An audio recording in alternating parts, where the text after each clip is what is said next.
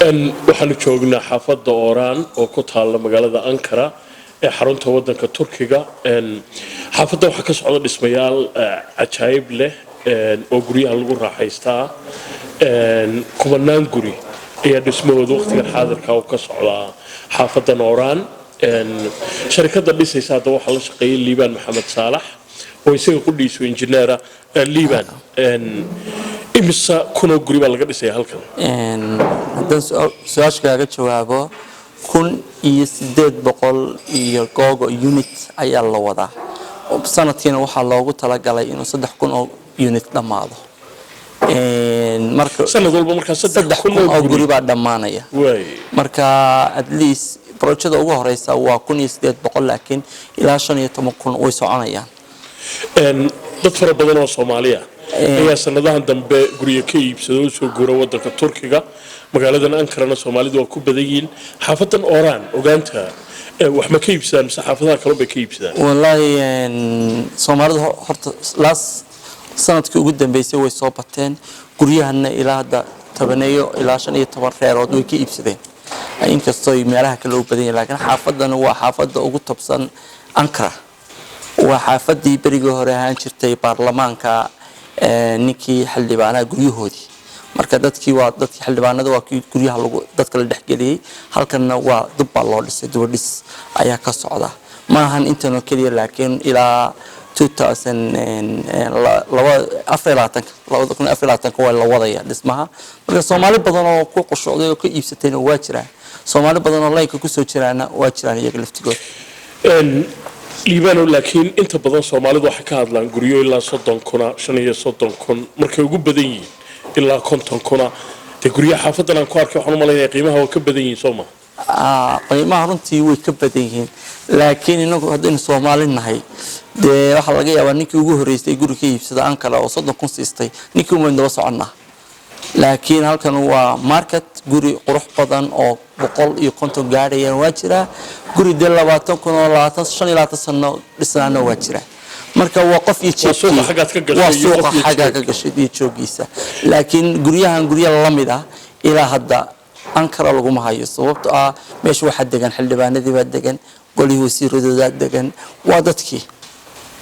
ku Turkiga lagu tayanayay la raacayay baba deganba guryaha kooda iibsada midda kale waxa aad iyo aad uga iibsada ajnabiga sidii Kuwaitintii Dubai meelihii baran Arabtii oo dhan ayaa iyaguna halka guryaha ka iibsada marka dadkii iyaguna Turkiduna aad bay noo soo dhaweeyaan Soomaalihan waxay jecel yihiin inaan la challenge-ayno dadkan Arabta ajnabiga iimanaya inaan ka dhaxnoqono dhinaca sharciyada waxa la sheegay in wadanka Turkiga qofka guri ku iibsada ilaa 250,000 oo dollar in marka la siinayo dhalashada wadankan de Soomaalidu badankoodu taagoyn maayeen Soomaa waa dhab horta 250,000 haddaad investment gashatid wadanka dhalashadooda helaysaa hal mabda baa ka hor yaala adoo dambigaagii la soo baaray laakiin haddaad qof caadi tahay qof ah waad helaysaa laakiin Soomaalidu badanaa 250,000 ma gelin karaan laakiin Dubai waynu gelinay Abu Dhabi ka badan baynu gelinay ma macni Soomaalidu lacag ma haystaan waynu haysanaa laakiin waxaynu jecelahay qof haga oo meel fiican meel wanaagsan xagga iskuulaadka xaafadan iskuulaadku ku dhex yaala isbitaalku waa ku yaala waa lifestyle uma baahnid ba inaad dibadda iyo meel kalaba aadid wax walba halkan bad ka helaysaa masaajidkaagii wax walba waa campaign isku wada dubanda abdisalaam oo Yurub ku arkaynay kana fiican marka qofka Soomaaliga salahan 40,000 50,000 guri siista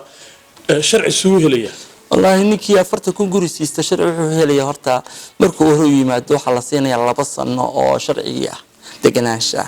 ka bacdi haddana waxa loogu jididinayaa 3 kale 5 sano markuu gaadho ayaa waxa loo ogoliyay inuu upgrade dhalashadii Turkiga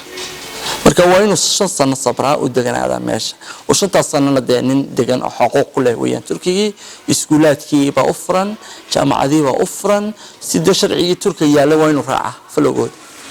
markaad leedahay xuquuq ku yeelay qofku 5 sanadood intaan dhalashada qaadan waxbarashadu ma bilaash ba caafimaad ma helaya runtii maalinta Turkiga waan ugu mahadnaqaynaa sida weyn ay noo gacan qabteen waa walaalaheen dhibaatadii hore jirtay ay naga soo gaadheen wayn ognahay sidii bay ilaa hadda gacmahooda noogu furan yihiin waxayna qoomiyadda kaliya ee loo ogol yahay markay yimaadaan inay second day school bilaabaan caafimaadkii la siiyo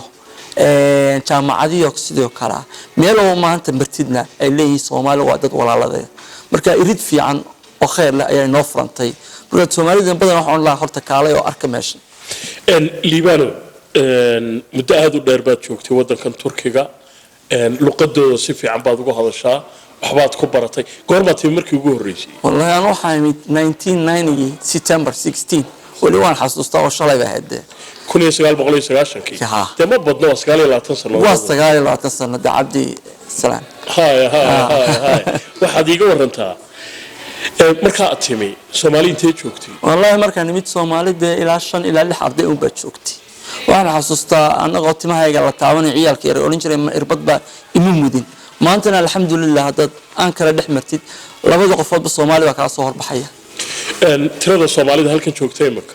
imisa lagu qiyaasay hadda waxa lagu qiyaasay ilaa 20,000 oo 2,000 reerood oo lagu qiyaasay laakiin Turkiga dadka Soomaalida jooga ilaa 30,000 ilaa 40,000 halka joogaan meel way gaarayaan oo maalinka magaalooyinka waaweyn bay u badan yihiin Istanbul iyo Ankara iyo Izmir iyo mise magaalooyinka kale waa joogaan oo waa la qeybi badanaa Soomaalidu magaalo walba way degan hadda meel walba meelaha ugu dulksanay la yiraahdo Trabzon hadda tagtid waxaad ka helaysaa Soomaali waligeena kuma riyoon Soomaalida halka tagi doona waxaadka ay ruushka la leeyahay Soomaali waa ka helaysaa state walba iyo xaafad walba tagtid ba Soomaali degan waad helaysaa waa qasbi inta badan Soomaalidu waxay ka caban jireen luqadaha aan af Ingiriisiga ahayn iyo Carabiga iyo oo barashadoodu ay ku adkayd af Turkigiisu isku yihiin wallahi dhalinyaradeena hadda soo gashay second waxaad arkaysaa iyagoo af Turkigi ku hadlaya oo soo celinaya oo hadlaya si fiican marka waynu ognahay inuu luqadda ajnabi ahaan waynu arf oo nufranahay wax walba Chinese Soomaali ku hadlaya waa jira laakiin hadda intaan arko waxaan arkaa dhalinyaro badan oo Soomaali oo jaamacadii ka baxaya iyo iska baabada dhalinyaro dadkii kale magaalada deganaa labada sano af Turkiga ku hadlaya oo ku tarjumay xataa marka waa luqad aad u jilicsan sidii Soomaalidana akhrisku waado af Soomaali akhrinayo kale ayaa la mid marka wani dhiirin Soomaalideen uma baahna meel walba ay tagaan inay ku hadlaan afka wadanka ay jecel inay ku hadlaan waxa jira iyagana dhalinyaro deeqa waxbarasho ku yimaada wadankan oo Soomaaliya ha way badan yihiin scholarship fiican ayaa la siiyaa Soomaaliya la siiyaa haddana systemkii way bedeleen oo waxa u furan tahayba online ayaa jira adoo Soomaaliya fadhiya ayaa halka ka soo abal garanaysaa